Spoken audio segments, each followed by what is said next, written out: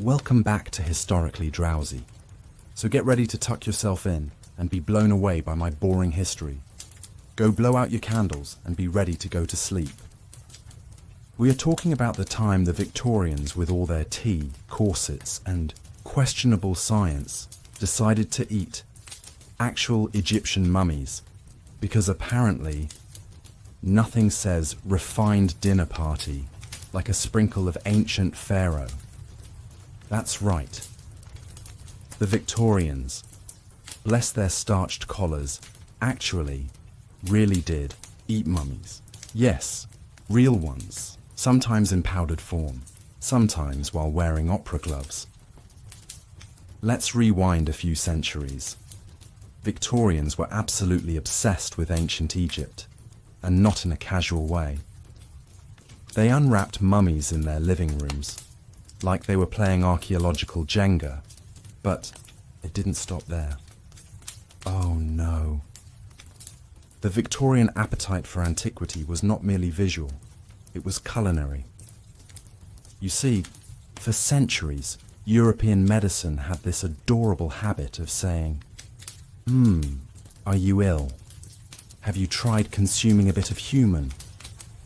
It started with so-called mummy powder, ground up, resinous remains of ancient Egyptians, imported from tombs abroad and sold in apothecaries across Europe.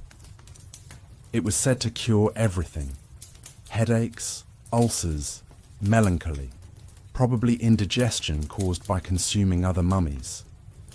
Doctors prescribed it in small doses. Pharmacists labelled it like herbs, and some people, God help us, sprinkled it on their toast. Others mixed it with wine.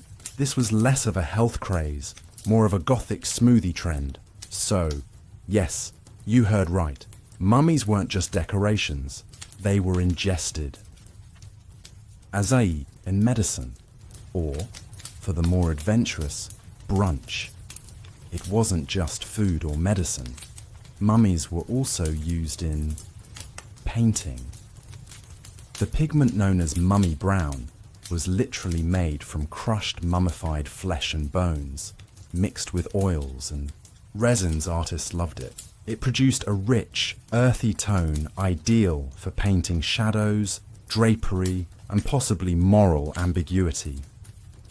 So if you've ever admired a 19th century landscape and thought, gosh, the shadows in this field have real depth, you may have been admiring the decayed elbow of a 3,000-year-old scribe.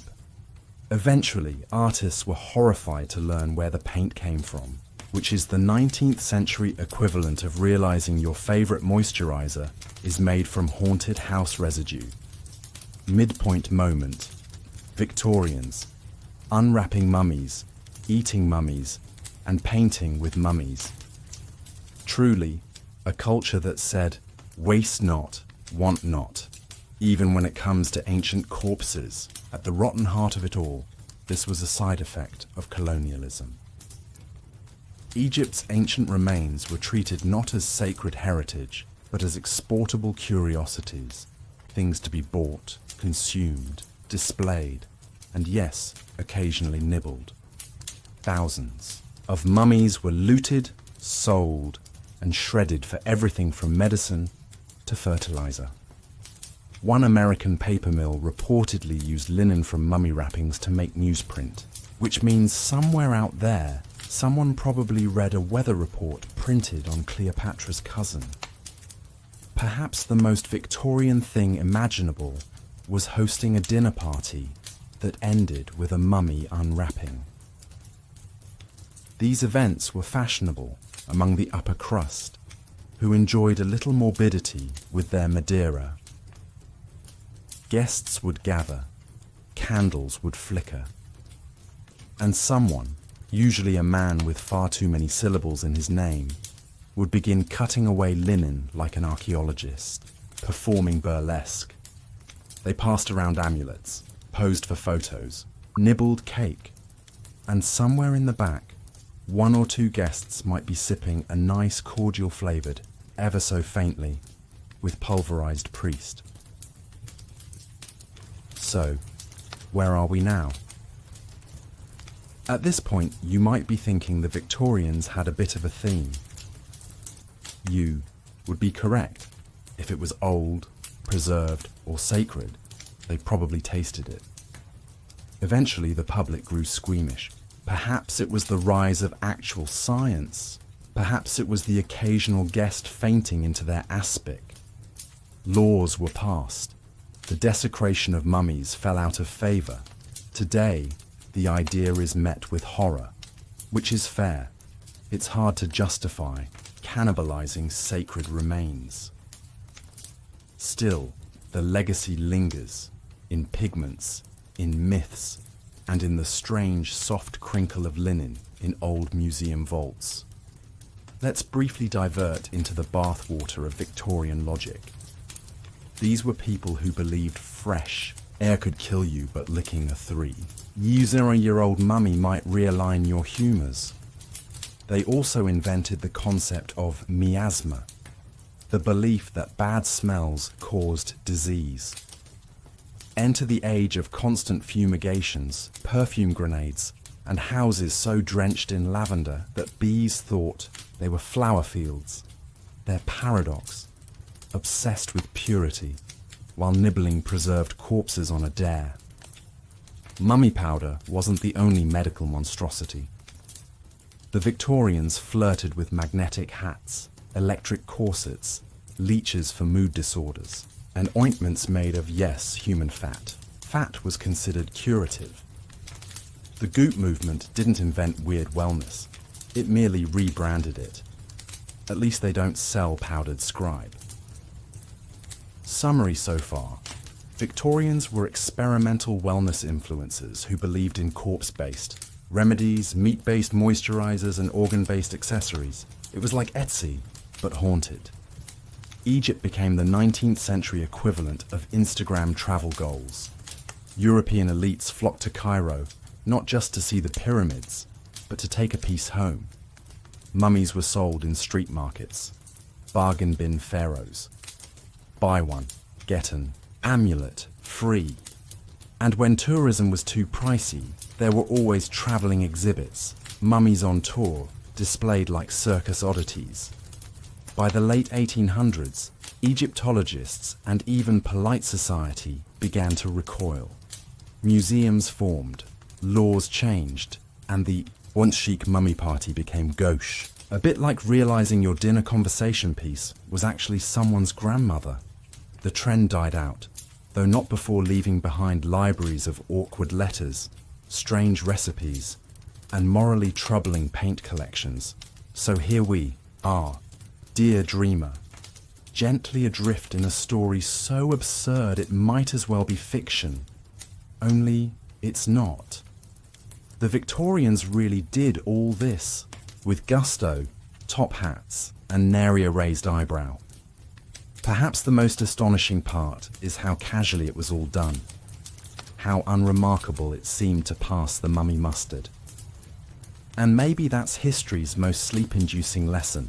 What feels normal today might horrify tomorrow.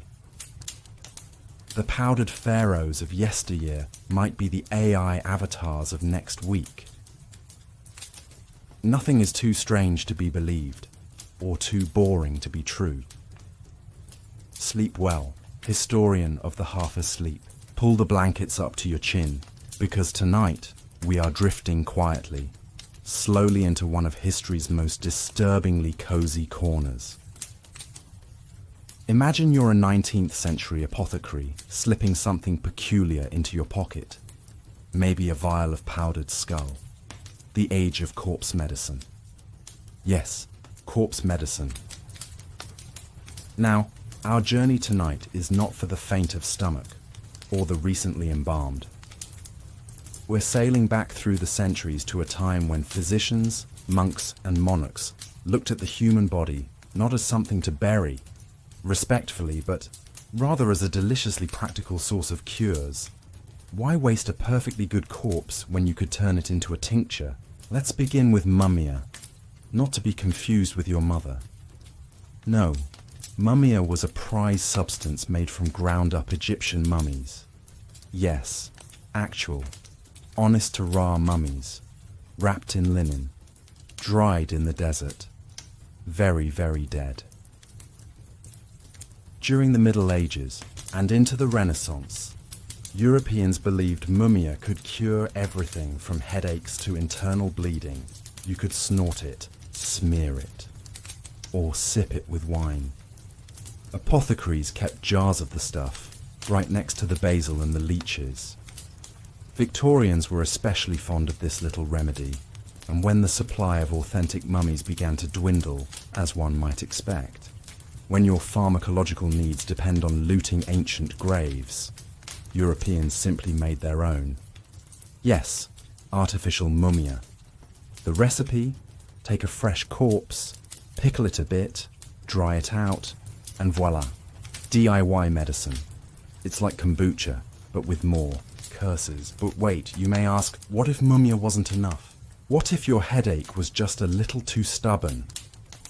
Enter human fat, a nice greasy salve rendered from the flesh of executed criminals, because of course the fat of the hanged was considered particularly potent. Executioners became accidental pharmacists, supplying fat to physicians who used it in ointments for gout, arthritis, and possibly just because they could. Imagine, if you will, a respectable 17th century gentleman tipping his hat as he purchases a jar of someone's backside to rub on his swollen knee, medicinal of course, and the skulls. Oh, the skulls. Cranium humanum, if you want to impress your dinner guests. Ground up human skull was believed to cure epilepsy and headaches.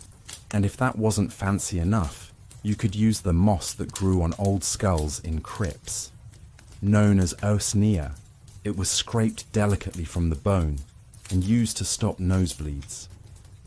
Imagine the harvesting process. A gentle walk through the cemetery, perhaps by lantern light, scraping moss off a skull like a very morbid cheese grater. But the pièce de résistance in this digestible drama was blood. Fresh human blood. Ideally from a young, healthy person who had just been executed. Because you wanted it warm, you see. The belief was that the spirit, the very life essence, was strongest in fresh blood. So some folks would attend executions not to jeer, but to collect. They'd bring cups, 17th century blood boys. Sip by sip, the transfusion of life. At least until someone fainted or questioned their choices. Even royalty got in on this. Charles II of England had a potion known as the King's Drops, a tincture made from powdered human skull mixed with alcohol. His Majesty took it regularly, possibly to maintain his royal complexion, possibly just for the vibes. And if you think this couldn't possibly get any weirder, I offer you the soot of the human skull, a fine powder collected not from the skull itself, but from burning one. A little cranial barbecue, if you will. The soot, believed to contain the essence of the brain, was used to treat seizures. It was said to comfort the vital spirits, though frankly, if you're comforted by skull soot, you may want to examine your vital spirits more closely. Some practices blurred into outright superstition. In parts of Europe, children with developmental delays were fed a spoonful of bone, dust mixed with milk. Not out of malice, mind you, but sheer, desperate hope. It was a time when magical thinking and medicine wore the same hat, and that hat probably had a dead man's tooth sewn into the brim for luck. And there were charms. Oh yes, teeth taken from cadavers and strung onto necklaces to protect against nightmares, or to encourage tooth growth in infants. Because what better way to help your baby sprout pearly whites than with a grim necklace of second-hand molars? These practices weren't just fringe, they were fashionable. In royal courts, in universities, and in private homes lit by smoky candlelight, The ingredients of the dead were considered the cutting edge of life-saving science. It all sounds absolutely ghoulish to us today, but in a world without antibiotics or proper plumbing, where bleeding someone with leeches was considered a fine idea, corpse medicine made a strange sort of sense. Nature, after all, provided remedies. And what's more natural than recycling your neighbour? The irony, of course, is that these medicines often did more harm than good, but they lingered in apothecaries and kitchens for centuries. A pinch of skull here, a dab of fat there, and a good swig of mummy wine before bed. And so, as you drift towards slumber, remember that your ancestors may have had a nightcap that included powdered pharaoh, aged fat, and a spritz of crypt moss, all in the name of wellness. Sleep well, and may your dreams be mummy-free. Can't manage to keep your eyes shut just yet. Here is one more. Hope this one does the job. Good evening, weary traveller of time. Have you ever wondered just how far the human race has gone in its pursuit of justice? Ever lain awake pondering if a cheese wheel could determine guilt? Or if goats might one day be summoned to testify against you? No. Well, tonight might change that. Settle your bones, still your thoughts, and drift with me into a world of dim torchlight, echoing stone chambers, and laws written by people who may or may not have believed dairy products could pass divine judgment. Yes, tonight we slip into a chapter of boring history so absurd, so delightfully overcomplicated. It curls back on itself like a powdered wig in a windstorm. Soft, strange, and oddly comforting. If you don't mind a few posthumous indictments, this is the world of weird medieval justice. His name was Pope Formosus, and in 897 AD he became the most famous corpse in the Vatican. That's not an exaggeration. He was literally dug up and put on trial. You see, the papacy in the 9th century was less Holy Father and more Game of Thrones, but with incense. Rival factions were constantly trying to outmaneuver each other. And poor Formosus? He got caught in a nasty feud between the Holy Roman Empire and the powerful Roman aristocracy. Formosus died peacefully, probably relieved to no longer be pope. But alas, death did not excuse him from politics.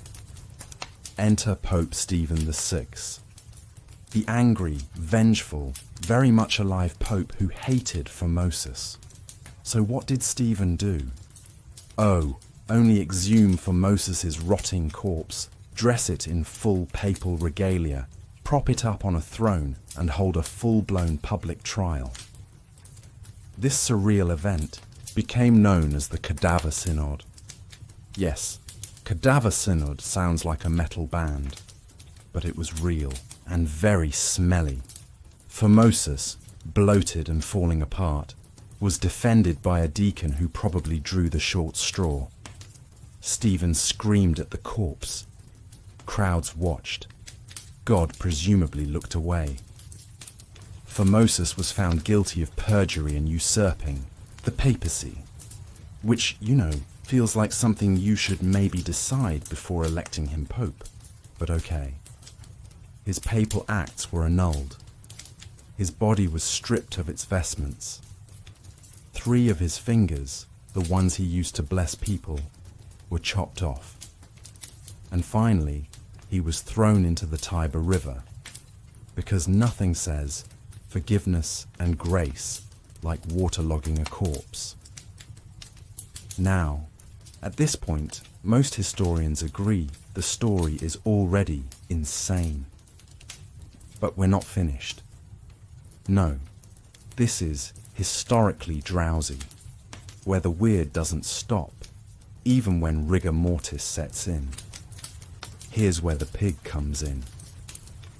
According to some accounts, and yes, take this with a grain of medieval salt, a pig allegedly found the corpse of Formosus. Just imagine, a rotund, mud-loving Italian pig trotting along the Tiber, sniffing out truffles, only to discover a former pope. Did it squeal in terror, try to eat him, hold a tiny piggy synod? We don't know. What we do know is that the corpse was eventually recovered by sympathetic monks and reburied with a little more dignity. Away from pigs, and rivers, and vindictive popes. But wait, plot twist. Stephen VI didn't get away with it.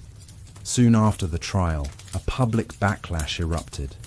The people decided that digging up a pope and yelling at his skeleton was perhaps a bit much. Stephen was imprisoned and then strangled in his cell. Apparently, karma moves fast when papal revenge is involved. In the years that followed, the church tried to pretend the cadaver synod never happened.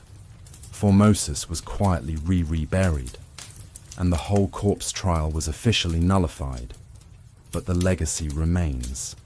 In the year 897, Pope Stephen VI had a grievance, not with a living man, those are too easy, but with his deceased predecessor, Pope Formosus. Stephen was so displeased with Formosus's papacy that he had the poor man exhumed, dressed in his papal robes, propped up on a throne, and tried in court. This was the cadaver synod. Yes, a literal dead man put on trial. The court proceedings included a deacon standing behind the corpse, answering questions on his behalf in a grim parody of legal protocol. Unsurprisingly, Formosus was found guilty. His papal garments were torn off. The 3 fingers he used for blessings were cut off, and his body was thrown into the Tiber River. A chilling reminder that in medieval justice, even death wasn't an excuse to skip your court date. But dead popes were not the only ones dragged into the courtroom. Sometimes the accused were much furrier. In medieval Europe, animals could be tried for crimes. Entire trials were held for pigs who killed children, rats that ate grain, even insects accused of crop destruction. These animals were often given public defenders, legal representation, and even summoned to court in writing. One pig in 1386 was dressed in human clothes, tried for murder in France, and then executed, publicly. Some records suggest the executioner was paid extra for the embarrassment, and if animals didn't show up for trial, well, sometimes they were excommunicated. Yes, rats and weevils could be officially cast out of the church. One wonders how seriously the excommunication letter was taken by the rat community. Then there was trial by ordeal, a legal strategy that essentially involved throwing someone into a dangerous or painful situation and seeing what happened. Because obviously, if you're innocent, boiling water shouldn't hurt you.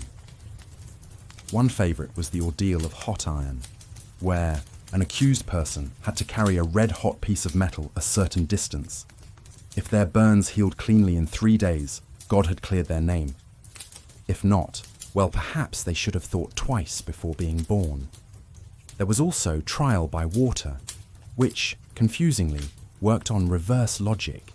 If an accused witch sank, they were innocent. If they floated, they were guilty of using magic to repel water. Either way, it wasn't a great day for the accused. Trial by combat was another avenue for justice. If 2 parties couldn't agree, they'd fight it out, assuming God would let the righteous win. These battles weren't just knightly duels, either.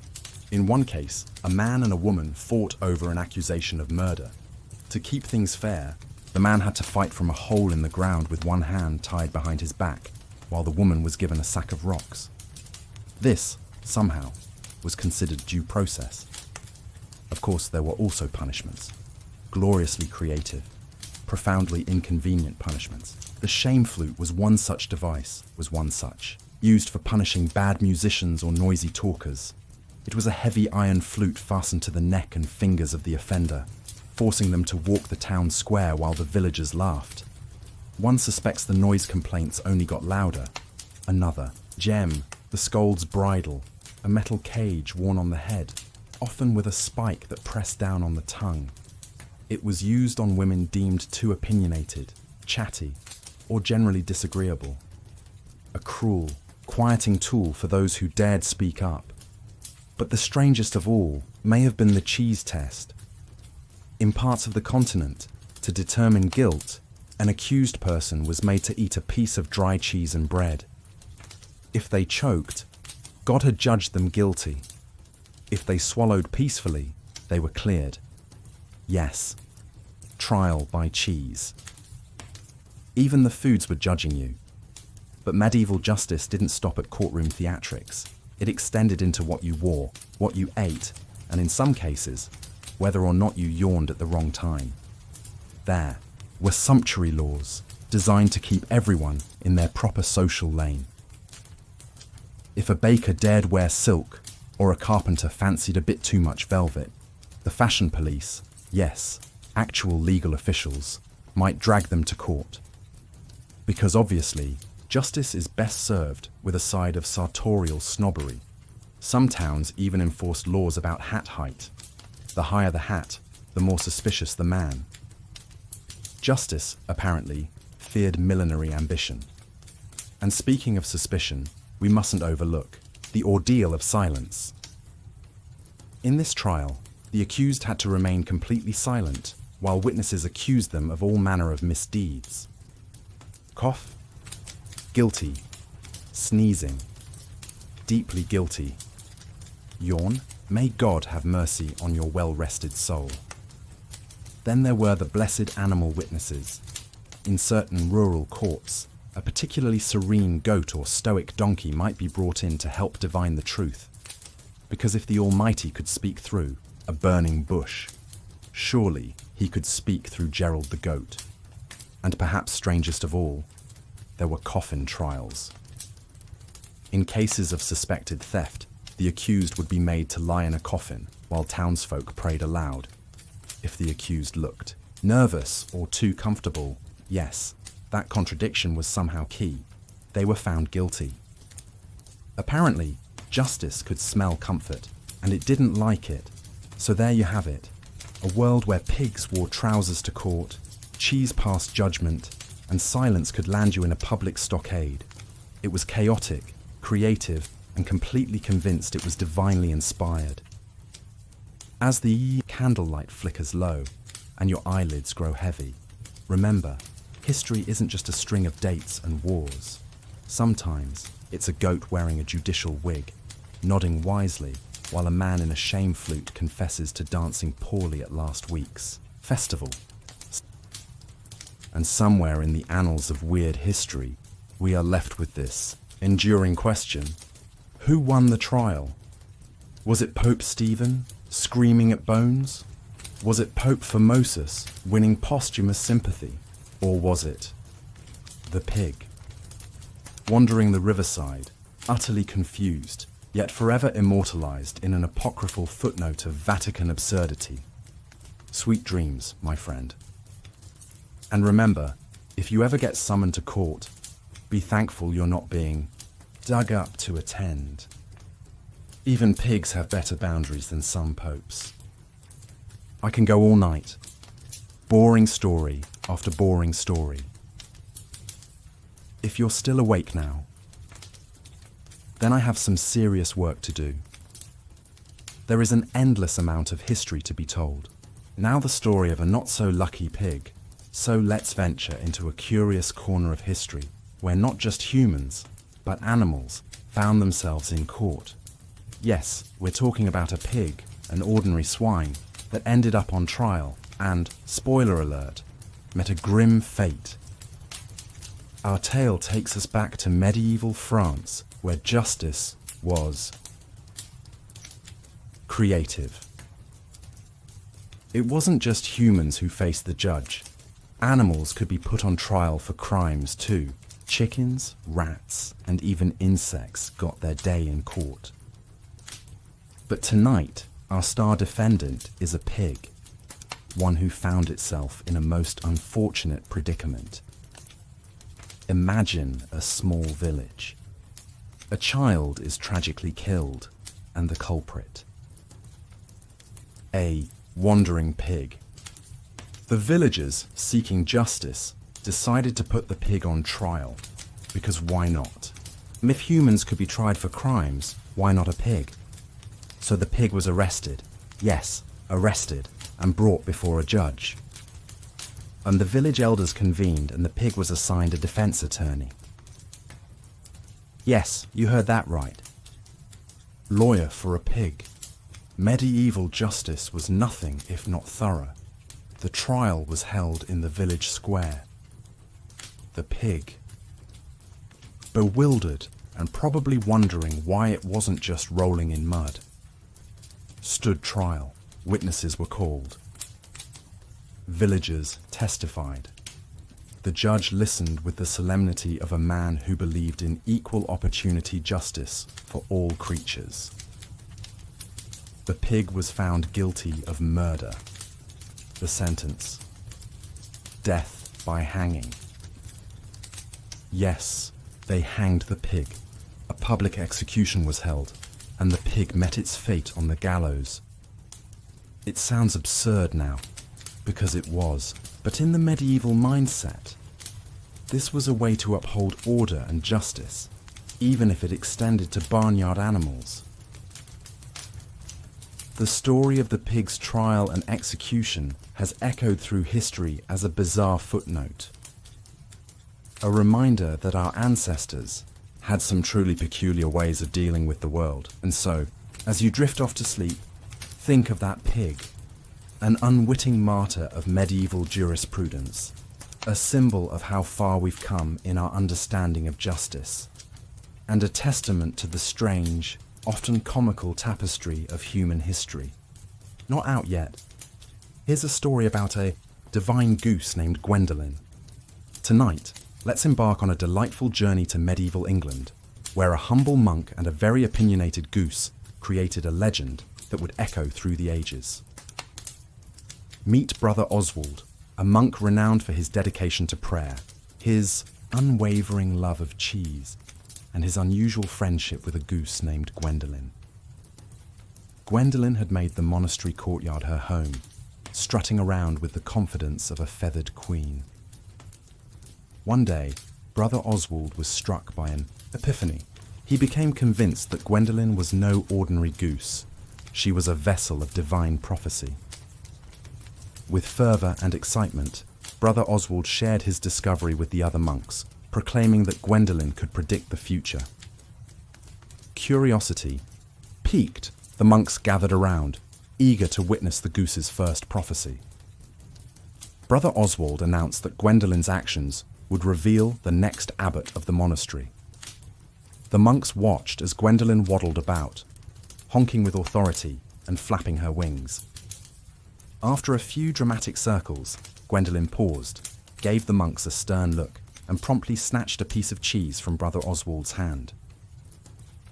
Brother Oswald, ever the optimist, declared, "This a divine sign that the next abbot would be someone who adored cheese." The monks, however, were less convinced. They found the whole spectacle amusing, but decided to humour Brother Oswald and his goosely prophet. As days passed, Brother Oswald's faith in Gwendolen's prophetic abilities grew stronger. The monks started placing bets on what Gwendolen's next prophecy would be. Would she predict the weather, the outcome of the harvest? The number of new cheese wheels in the pantry. Gwendolen, blissfully unaware of her prophetic status, continued her daily shenanigans. She honked at dawn, chased the monastery cat, and occasionally nipped at the hems of the monks' robes. Her prophecies remained as cryptic as ever, much to the amusement of the entire monastery.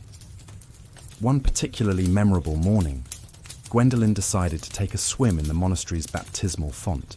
The monks, who had gathered for morning prayers, watched in bemusement as Brother Oswald proclaimed that this was a sign of purification and renewal. The monks couldn't help but chuckle as Gwendolen splashed around, completely oblivious to the significance placed upon her every move.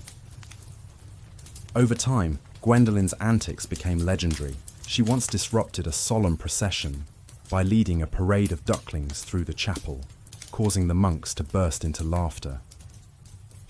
Brother Oswald, ever faithful to his feathered friend, continued to find divine meaning in Gwendolen's every action, much to the delight of the younger monks. In the end, Gwendolen never officially predicted the next abbot. The monastery eventually chose one the traditional way, by vote, but no one ever disputed that Gwendolen had left her mark.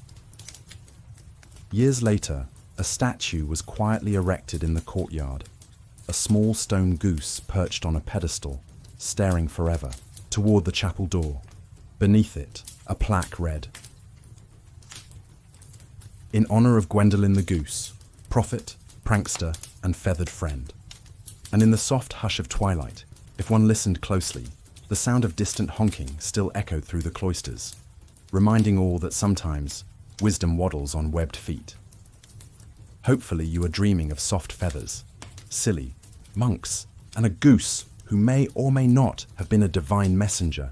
If not, I will make this one so boring I can't even stand it. Well, are you bored yet? I hope so. If not, I have another one for you. Tonight, your bed is a barber's chair. The pillow, a blood-stained rag. The lullaby, the soothing clink of medieval surgical tools, polished with what we hope was vinegar because, in medieval Europe, nap time didn't always mean rest. Sometimes it meant unconsciousness via blood loss. You see, barbers back then weren't just experts in trimming beards. They were your neighborhood surgeons, dentists, phlebotomists, and if you were really unlucky, amateur bone setters. Need a haircut? They've got you. Need a boil lanced? Of course, no questions asked. Need an arm removed before dinner? Just lean back and try not to flail. The iconic red and white barber pole. That's not just for decoration. It symbolizes blood and bandages, a cheerful little reminder of the time your cousin went in for a shave and came out lighter. The tools of the trade were simple and terrifying. Bone saws that looked like something. Borrowed from a carpenter's shed. Lancets that doubled as torture devices and a cheerful bowl to collect your blood. Always half full because barbers were optimists. Anesthesia, no such luxury. Instead, you'd be handed a goblet of wine, told to bite down on a wooden spoon, and encouraged to scream into the void as quietly as possible so as not to alarm the next customer. If you passed out from the pain, success. If you didn't, well, at least you were awake enough to witness the creativity involved in medieval hygiene. Surgeries were performed swiftly, not out of mercy, but because most people couldn't stay conscious long enough to hear the second crack. Leeches were considered multi-purpose heroes of the barber's toolkit. Got a fever? Apply a leech. Bad dreams? Leech. General sense. Of malaise? You guessed it, more leeches. There was even a popular belief that leeches could suck the sadness right out of you. If only Spotify playlists worked the same way. And don't forget tooth extractions. Barbers weren't picky. No Novocaine, no warning. Just a rusty pair of forceps, a firm grip, and a prayer to whichever saint specialized in molars. You might have been lucky enough to experience the mystical art of trepanation. That's where they drilled a hole in your skull to let out the bad spirits. Of course, it also let in plenty of air, and probably some flies. But let's not dwell on that. Barber surgeons were also fans of cupping, lighting little glass domes on fire and sticking them to your skin to draw out toxins, or as we call it, today, the wellness industry. Many patients believed that pain was a sign the treatment was working. Bleeding was a sign of balance. Passing out was a compliment to the barber's efficiency. And dying? Well, that just meant your humours were too far gone anyway. Some barbers even kept jars of their finest clots and bits, trophies of a job well done. And no, you didn't want to be there when one was labelled left foot mostly. Still not convinced? Let me tell you the tale of poor Geoffrey of Norwich. He came in for a shave and mentioned a sore tooth. Moments later, Geoffrey was horizontal, 3 teeth lighter, minus a toenail, don't ask, and mildly drunk on cooking sherry. The good barber then prescribed him a salve made of moss, goose fat, and powdered frog, to keep the demons from nesting in the jawbone. Did it work? Depends who you ask. Geoffrey now speaks only in whistles. Oh yes, powdered frog. Ground to a fine dust and mixed with lard, it was believed to ward off infections and curses alike. Bonus points if the frog had 3 legs. Pigeon droppings? Perfect for drawing out infection. Best applied warm. And moss? Well, if it grew on a grave, it must be good for your scalp. Rub it in twice a day for hair growth and mild necromantic vibes. Despite it all, barber surgeons were incredibly popular. Cheaper than monks, closer than doctors, and better at small talk than either. Their waiting rooms were filled with gossip, goats, and people nervously eyeing the bone saw. So tonight, as you drift into sleep, picture yourself wrapped in a scratchy wool blanket, reclining in a wobbly oak chair, the scent of lavender, old blood, and possibly burnt hair drifting through the air. A man with a half-buttoned shirt and eyebrows like angry caterpillars approaches, holding a jar of something chunky and a blade. That's seen better centuries. He smiles, missing a tooth he may have pulled from himself just to stay in practice. Just a little off the top, he asks. You nod. You always nod. So, what did we learn tonight? That the barbershop used to be a place where you could get a shave, a haircut, and a limb lopped off, all before lunch. That pain was medicinal, leeches were multi-tools, and powdered frog was basically medieval Neosporin. So the next time, your barber offers you a hot towel, breathe deeply, smile politely, and thank the stars. It doesn't come with a side of bone saw and a leech named Gerald. But if you'd like to stick around just a little longer, let me introduce you to Matilda of Dunwich, a woman with a persistent cough and a firm belief in garlic as a cure-all. She walked into her village barbershop with wheezing lungs and left with a poultice made from garlic, soot, lambsear, and the ashes of last month's sermon notes. Did it work? Well, Matilda lived to 34, which in medieval terms basically made her a wizard.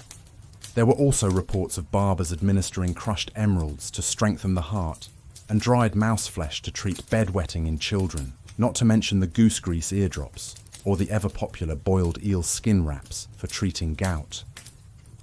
So rest easy tonight, dear listener. Tuck in knowing that your ancestors survived sharp blades, weird smells, and possibly cursed ointments, all with a stiff upper lip and a pocket full of herbal goo. And may your dreams be leech-free unless they're the helpful kind. If you enjoyed this content, let me know what type of history I can dig up for you, because I can do this all night. Now, this story is called The Executioner's Assistant. The tale begins not in a grand castle or a battlefield, but in a muddy little town where the smell of livestock hangs in the air and everyone knows your name, especially if you owe them bread. This is the story of Edmund, just Edmund, no titles, no last name, just a 14-year-old with calloused hands, a mop of hay-coloured hair, and the misfortune of being in the wrong place at the wrong time. It all began with a chicken. One fateful Tuesday, Edmund was caught stealing one from the Lord Bailiff's yard, not for mischief, not for money, just because he was hungry, and because, in his words, the chicken looked like it wanted a change of scenery. Unfortunately, the chicken's new scenery was inside Edmund's coat.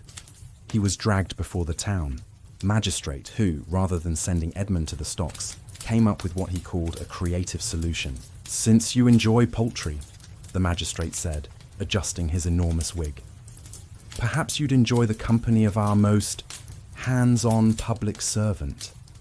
And that's how Edmund became the apprentice to Master Thorne, the town's official executioner. Now, medieval executioners didn't just swing axes. That's only on holidays. Most days, they were surgeons, animal control officers, dental assistants, and once, during a shortage of clergy, substitute wedding officiants. Thorne was a tall, quiet man who smelled faintly of iron and onions. He wore a black hood, not for drama, but because he was terribly shy. He didn't like crowds, or eye contact, or people who whistled. The townsfolk avoided Thorne like he was contagious. But to Edmund, he was fascinating. "Why do you always wear the hood?" Edmund asked on the first day. To keep the pigeons from recognizing me, Thorn replied, deadpan. Edmund never asked again. The job was weirder than expected. His first week involved sharpening blades, boiling hemp rope, and once feeding a criminal's parrot because no one else would do it. He also had to polish Thorn's collection of executioner's tools, which included an axe named Mildred, a backup axe named also Mildred, a rusty sword no one had the heart to throw away, and a large spoon, labelled simply for emergencies. As the days passed, Edmund realised that his new role was less about doom and gloom, and more about protocol, paperwork, and poultry. And thus begins part one of our tale. A boy, an executioner, and a future that smelled faintly of boiled leather and questionable decisions. The axe comes to play later, always saving the best for last. Edmund, still so young, he had just become the apprentice to Master Thorn, the town executioner, a man so feared, even the town statues refused to make eye contact. It's now week 3 of Edmund's accidental employment, and he's discovered something truly shocking. Executioners attend a lot of meetings. There was the Guild of Municipal Punishment and Public Spectacles monthly luncheon, where Thorn was asked to demonstrate not tying for audience-friendly hangings. There was the quarterly sanitation inspection of the gibbet, and of course, the annual crossbow calibration conference. But between all the meetings and the axe polishing, Edmund was learning the trade. He learned how to fold a warrant into a swan.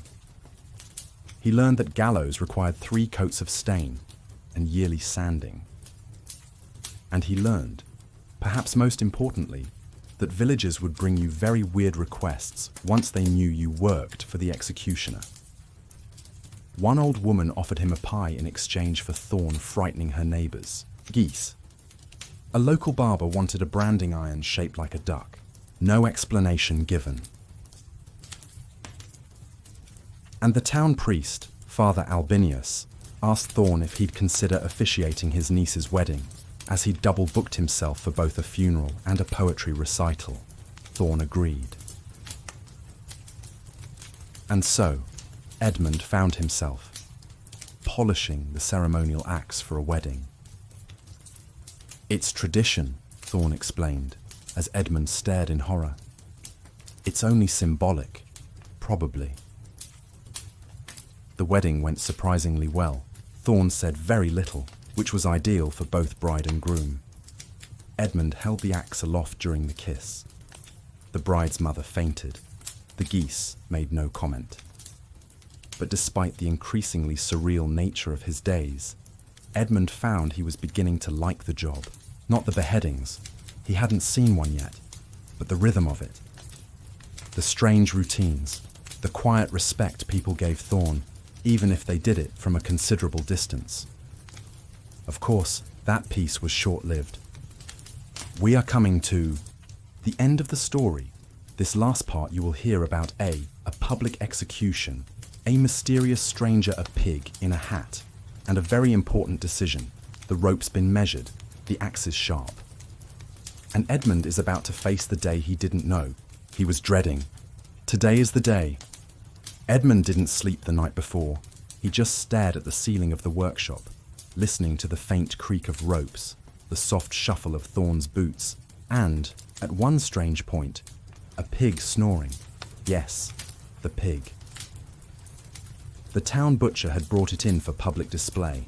Apparently, the pig had been found rooting through the mayor's vegetable garden while wearing a bonnet. Naturally, this required swift justice and a very dramatic trial. The pig was acquitted, but it stayed for the show, the execution. Now, to be fair, it wasn't really a dramatic one. The condemned man was guilty of stealing 12 holy relics, none of which were real. One turned out to be a spoon, another was just a chicken bone in a velvet pouch. But the law is the law.